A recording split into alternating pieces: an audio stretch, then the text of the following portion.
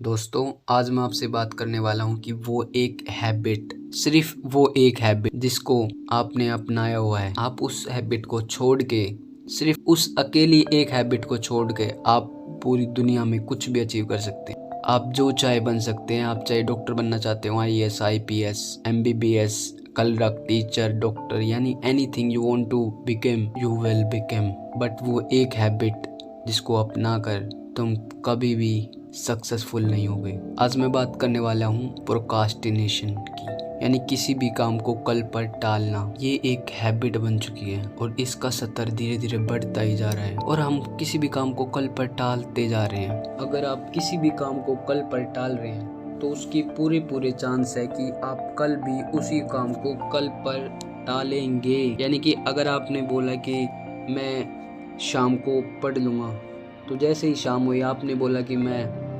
रात को पढ़ लूँगा। फिर जैसे ही रात हुई तो आपने बोला कि मैं सुबह जल्दी उठ के पढ़ लूँगा, पक्का सुबह जल्दी उठ के पढ़ लूँगा। और फिर जब सुबह हुई तो बोला अभी तो पूरा दिन पड़ा है, पूरे दिन में आराम से पढ़ लूँगा, दोपहर में पढ़ लूँगा, दोपहर में हमारे घर पे कोई नहीं होता, बिल्कुल शांति होती है, उस टाइम पढ़ लूँगा।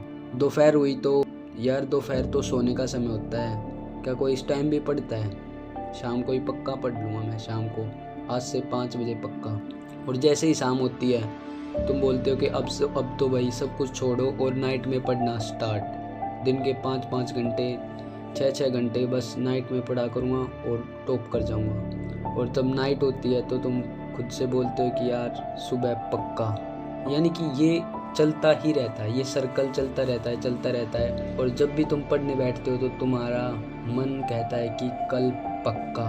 यानी कि अगर आपने बोला ना कल पक्का, तो सिंपल सी बात है, कल भी तुम इसी बात को बोलोगे कि कल पक्का। वहीं तुम एक खाई में गिर जाते हो, एक कुएं में गिर जाते हो। क्योंकि अगर वो काम हमें करना है तो हम कल ही क्यों करें? आज ऐसा क्या है जो कल नहीं है? आज ऐसा क्या है जो कल है? आज ऐसा कौन सा अर्जेंट काम है तुम्हारे पास जो उसको टालने के लिए तुम कल हो? यानी कि तुम्हें ये समझना होगा कि हम किसी भी काम को कल पर क्यों टाल रहे हैं।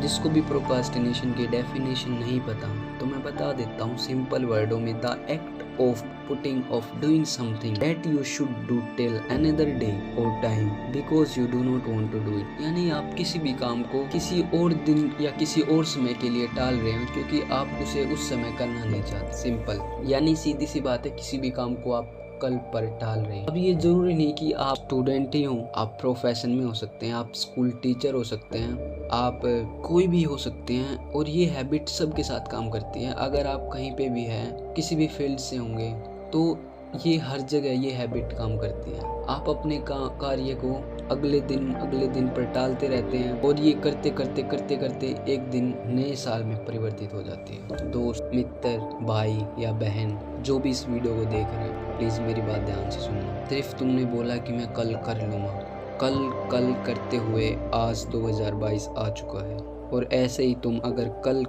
करते रहोगे तो एक समय आएगा, पलक झपकते, मैं तुम्हें बता रहा हूँ, पलक झपकते के साथ 2030 भी आ जाएगा। या फिर तुम अभी पलक झपकोगे ना तो एकदम से 2023 कब आ जाएगा तुम्हें पता तक नहीं चलेगा। समझ रहे हो? 2023 यानी कि तुम 12 महीने फिर से निकाल दोगे अपनी लाइफ के 1 साल, और फिर तुम जहाँ हो वहीं रहोगे। तुम्हारा शरीर बढ़ रहा है, तुम्हारा दिमाग बढ़ रहा है, लेकिन तुम्हारे कार्य करने की क्षमता नहीं बढ़ रही। तुम आलसी हो चुके हो, तुम एकदम ऐसे हो चुके हो जैसे ज़ॉम्बीज़ होते हैं। अब बात आती है कि हम किसी भी काम को कल पर क्यों टालते हैं। हम किसी भी काम को तब तक टालते रहते हैं जब तक वो हमारे लिए अर्जेंट या इम्पोर्टेंट ना हो। यानी कि फॉर एग्जांपल, जैसे अगर तुम्हारा एग्ज़ाम है तो एग्ज़ाम के टाइम को तुम टालते रहते हो, लेकिन जब एग्ज़ाम की डेट नज़दीक आ जाती है तो वहाँ पर डू और डाई की सिचुएशन हो जाती है। हम एक और एग्जांपल से समझते हैं। फॉर एग्जांपल, तुम्हारे कॉलेज के असाइनमेंट बन रहे हैं और तुम अपने असाइनमेंट को बनाने के लिए टालते रहते हो, लेकिन जैसे ही लास्ट डेट आती है और तुम्हें पता चला कि अब तो 3 से 4 दिन रह गए, वहाँ पे तुम्हारे डू और डाई की सिचुएशन हो जाती है कि तुम्हारे पूरा साल खराब हो सकता है। यानी कि वो काम अब तुम्हारे लिए सबसे ज़्यादा अर्जेंट है। तुम सब कुछ छोड़ छाड़ के, फ़ोन, सोशल मीडिया,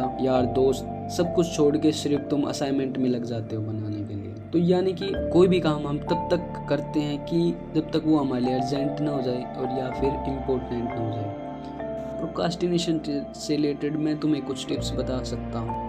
और मैं अगर टिप्स ही बता दूं तो उसका क्या फ़ायदा, क्योंकि तुम उस टिप्स को भी तुम बोलोगे मैं सर कल कर लूँगा, कल से पक्का, कल मॉर्निंग से पक्का इस काम को मैं करना स्टार्ट कर दूंगा।